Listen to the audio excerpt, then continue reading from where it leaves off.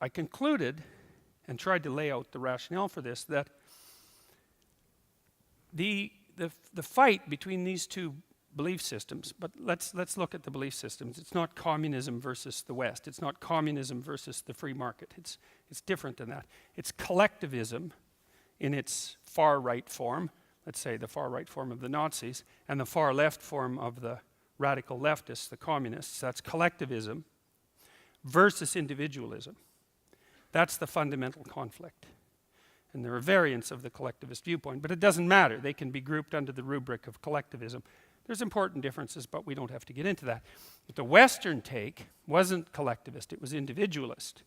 And the central idea of the West was that although people are obviously aggregate into groups, and many different groups, because all of you are members of many different groups, ethnicities, genders, sexes, races, family groups, community groups. You can be grouped a very large number of ways. And you tend towards the adoption of something approximating a group identity, because you take care of your family and you're a member of your community and you have a certain amount of justifiable patriotism in relationship to your state. The group identity is definitely part of who you are. The question is, what's the fundamental defining characteristic of who you are? And the collectivist definition is that you are the avatar of a collective, and that's fundamentally who you are. But the Western perspective is not that. The Western perspective is that despite the fact that people have an individual level and a collective level, the individual level is to be regarded as paramount. You're to be treated above all as an individual. Now, and I looked into that very deeply and I thought, that isn't arbitrary, it's actually correct. That's the right way of looking at the world. And then you might say, well, what do you mean the right way? And of course, that's the right question, because that is the question.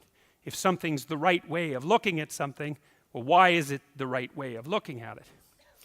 But I want to put a little spin on that too, because usually when we talk about individualism in the West, at least in the modern world, maybe let's say for the last 50 years or something like that, maybe it's after World War II, I don't know exactly the parameters, it doesn't matter, certainly since the 1960s.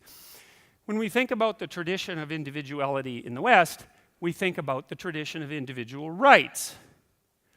And there's a problem with that, because the fundamental individual tradition of the West is not individual rights. And rights have a problem. Rights are sort of like your privilege compared to other people. I have these rights, and don't tread on them.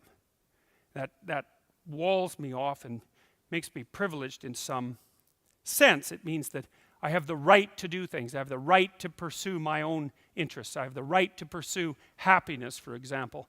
That's explicitly laid out in the American system. The rights are what is special about me. And so when you look at individuality or individualism from that perspective, you can think about it as a selfish idea. And it's often criticized by collectivists precisely for that selfishness. But the fundamental idea of the individual in the West isn't predicated on rights, even though that's important.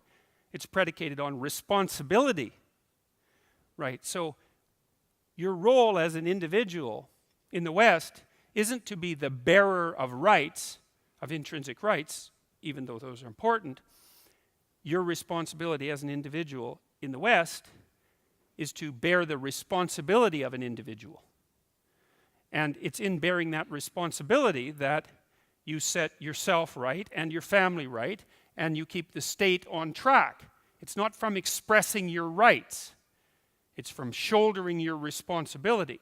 And I would say that the reason that you have rights in the West is so that you can shoulder your responsibility. It's not the other way around.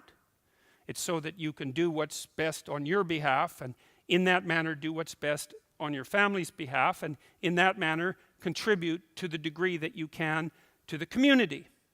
And that if you do all those things simultaneously, which means to accept the responsibility for that, then things move ahead as well as they can move ahead, which doesn't necessarily mean well, because life is very difficult and there's no sure way through it.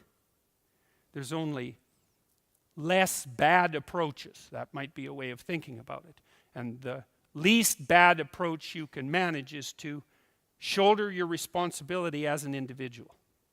And and I would say that one of the things that drives the collectivist ethos, which is often formulated in terms of compassion for the oppressed, which is something we'll talk about a little bit later, is actually a deep desire to, at all costs, avoid that responsibility.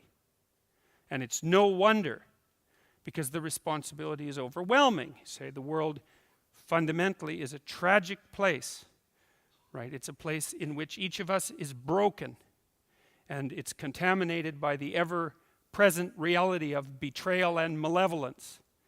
And to shoulder the responsibility, first for even admitting to that, and second for assuming that you are duty-bound, let's say, to do something about that, well, that's a task that anyone who has his or her eyes open should be leery of accepting. And I would say, well, perhaps there's no credible reason for accepting it, except that every other alternative is worse. And so that's a brutal fact.